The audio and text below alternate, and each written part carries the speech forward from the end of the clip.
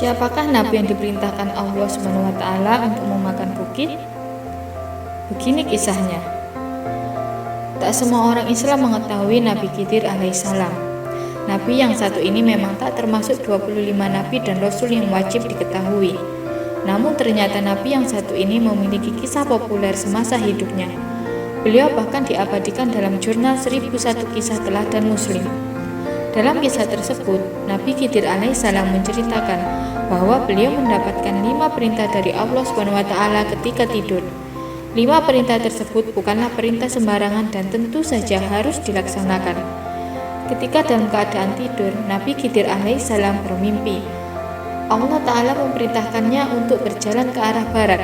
Tidak cukup sampai di sana, Allah juga memerintahkan beliau untuk melakukan 5 hal terkait peristiwa yang akan ditemui sepanjang perjalanan.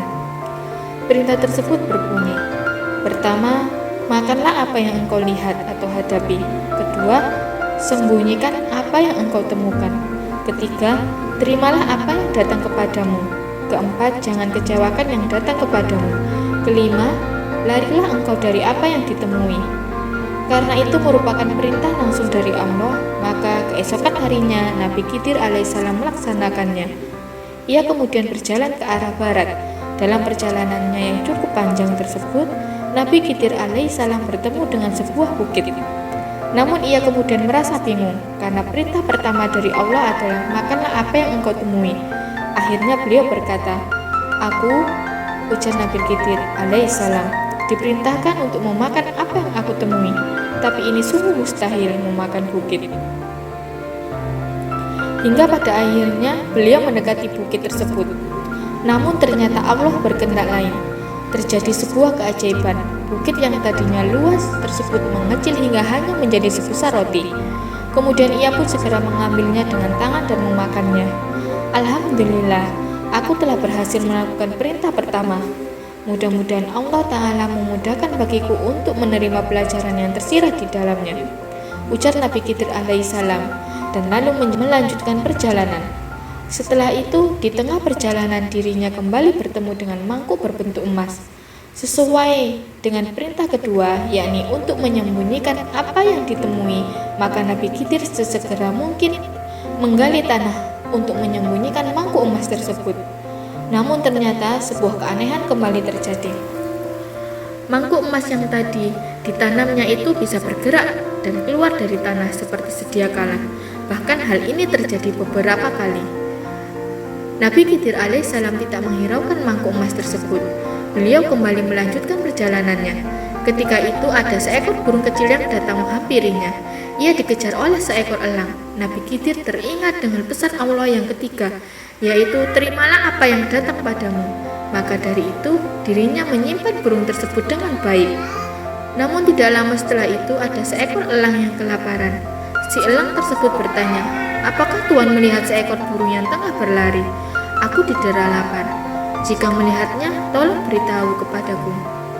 Teringat akan pesan yang keempat, yaitu jangan kecewakan yang datang kepadamu. Penuhi hajatnya.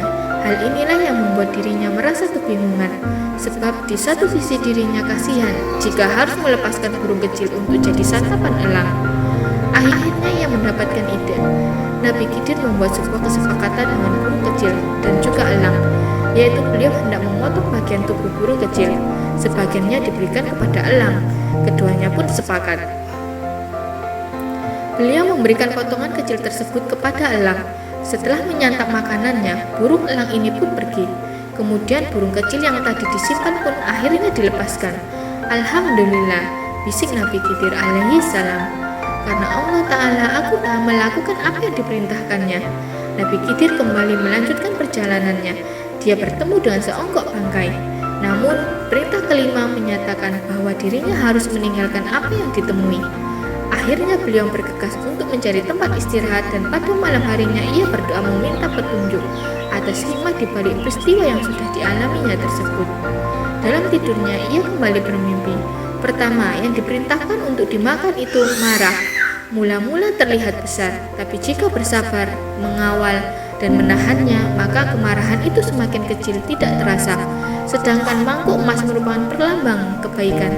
Meski disembunyikan seperti apapun, dia akan tetap terlihat. Ketiga, burung kecil merupakan perlambang amanah yang harus diterima dan jangan dihianati.